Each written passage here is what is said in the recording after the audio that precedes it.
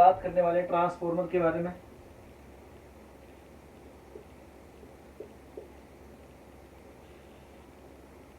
तो सबसे पहली बात तो ये है कि ट्रांसफॉर्मर है जो, इस ट्रांसफॉर्मर के अंदर देखिए कि क्या होता है। ट्रांसफॉर्मर की वर्किंग करेंगे हम, पहले हम इसको पढ़ते हैं नो लोड पे।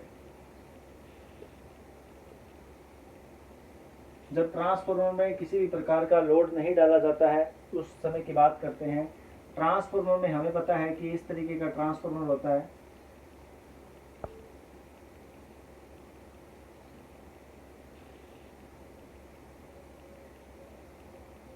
ट्रांसफॉर्मर के अंदर एक वाइंडिंग होती है प्राइमरी और दूसरी होती है सेकेंडरी।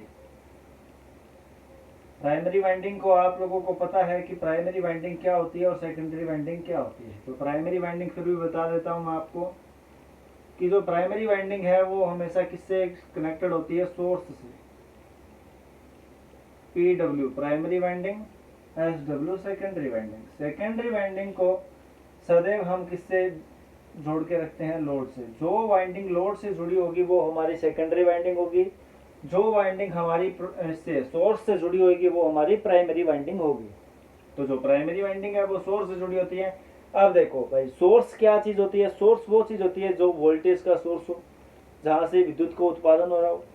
तो सोर्स जो है वो हमारा जो ट्रांसफॉर्मर के लिए रहता है वो रहता है अल्टरनेटर। पीछे ये कहां से जुड़ी होती है?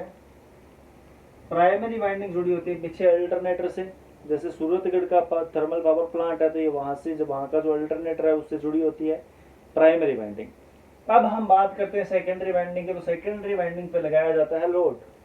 ठीक है, चलिए अब इसमें समझने वाली देखो बात क्या है। समझने वाली बात इसमें ये है कि जब हम क्या करते हैं, जब हम ये करते हैं भाई, पहली बात अपनी जो कंडीशन है वो है नो लोड पे। तो नो लोड पे हम क्या करते हैं कि लोड को संयोजित नहीं करते हैं। लोड संयोजित नहीं होता है। जब लोड संयोजित नहीं होगा तो यहाँ से अगर V1 वोल्टेज आरोपित करेंगे तो यहाँ से एक करंट चलेगी, उसका नाम होगा आई नोट, या फिर हम बोल सकते हैं I0, शून्य भार धारा जिसको बोलते हैं। तो मैं क्या किया, मैंने कि V1 इस पे आरोपित किया, इसके कारण क्या चली, I0 चली। ठीक है ना, ये I0 चली। जब I0 चली तो उसके बाद इसके दो घटक हुए। एक घटक का नाम हुआ IM और दूसरा घटक हुआ IE। ठीक है ना, ये जो I0 चल रही है इसके दो घटक होते हैं, एक IM होता है, एक IE होता है। तो जो IM होता है इसको मैग्नेटाइजिंग करंट बोलते हैं, जिसको चुंबकन धारा हम बोलते हैं। मैग्नेटिज्म करंट बोल दो इसको, चुंबकन धारा भी बोलते हैं इसको हिंदी में, और इसको बोलते हैं कार्यकारी धारा। अब हमारे पास दो धाराएं हैं, इसमें से देखो भाई, जो I0 है उसके अंदर दो घटक होते हैं, एक IM होता है, एक IE होता है। जो IM होता है उस IM का काम होता है, ये जो कोर है इस कोर के अंदर फ्लक्स उत्पन्न करना। तो IM का काम होता है फ्लक्स φm उत्पन्न करना। तो ये φm उत्पन्न करती है।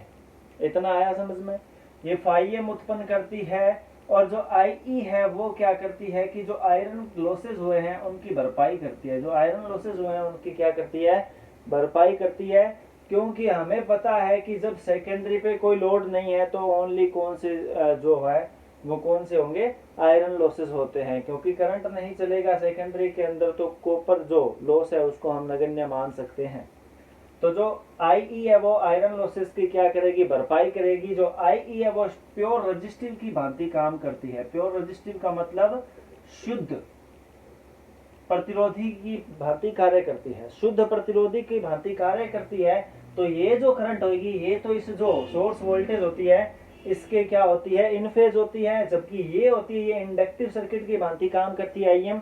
तो जो चुंबकन धारा होती है ये इससे 90 डिग्री क्या होती है, लैग होती है। लैग का मतलब पश्चगामी होती है। तो हमें यहां से इसका क्या मिल जाता है, एक इस तरीके से ये मिला हमें कि भाई यहाँ पर अपना φm और यहाँ पर अपना IM और यहाँ पर अपना V1 और यहाँ पर अपना IE।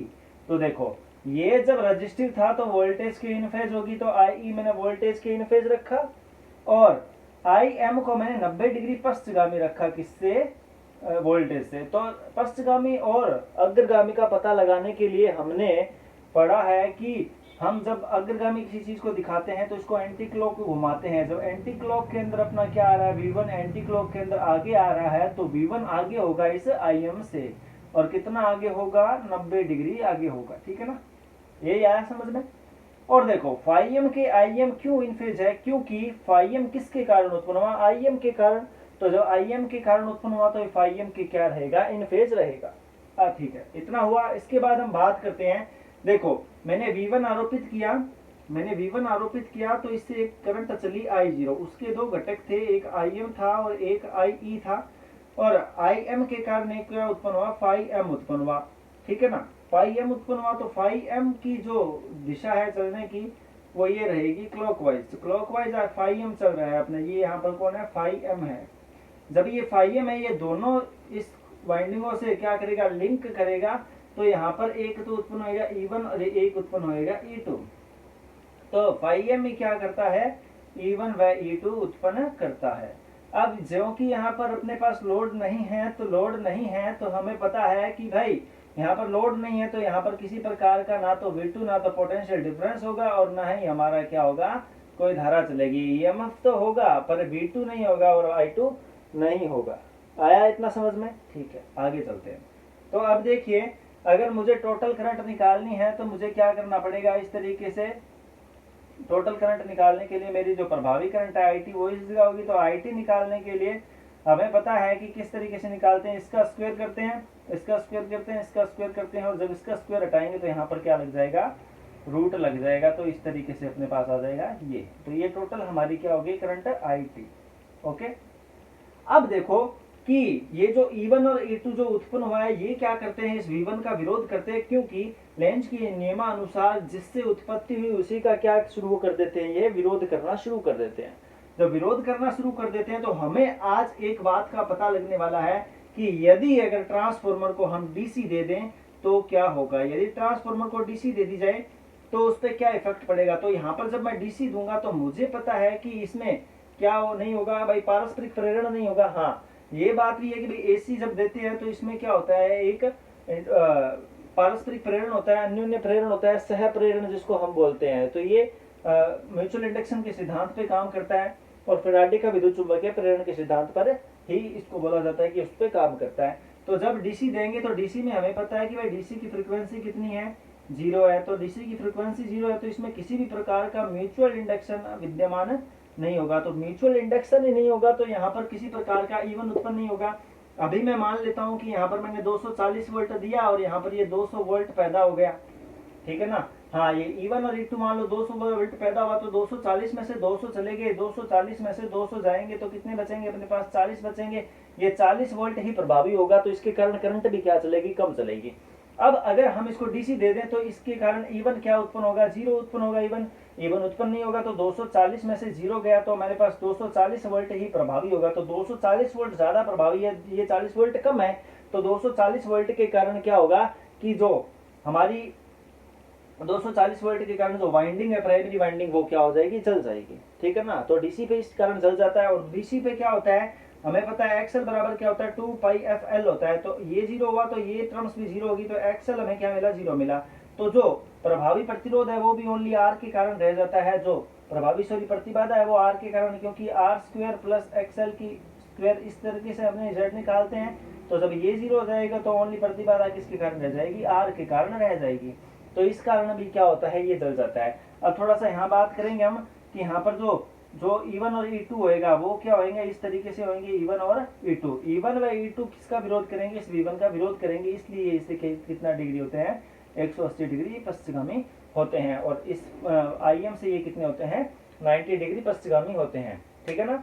तो दोस्तों, आज की क्लास कैसी लगी और मुझे आप कमेंट करके बताना कि ये तो थी बात किसकी, नो लोड की थी। अभी एक बार थोड़ा सा रिवाइज कर लेते हैं कि मैंने V1 लगाया तो I0 चालू हुई, I0 चली, तो उसके बाद IM और IE दो घटक थे। IM के कारण एक फाइम उत्पन्न हुआ और फाइम के कारण E1 व E2 उत्पन्न हुआ। यहाँ पर V2 और I2 उत्पन्न नहीं होगा जब तक लोड नहीं लगाया जाए। तो दोस्तों, आज मुझे बताना आपको ये क्लास कैसे लगी। और मेंस के लिए देखो, ये पूरा फंडा जब तक नहीं समझोगे तब तक ट्रांसफार्मर समझ नहीं आएगा। तो मेंस की जो मेरिट है वो काफी रहने वाली है, काफी ज्यादा आएगी, एग्जाम में डिफिकल्ट आ सकता है, इसलिए हमें रट्टा नहीं मारना है, हमें कॉन्सेप्ट वाइज पढ़ना है। तो ये पहली क्लास है, आप कमेंट करके बताना कि आपका कौन सा पार्ट कमजोर है, मैं वही पार्ट करवाऊंगा।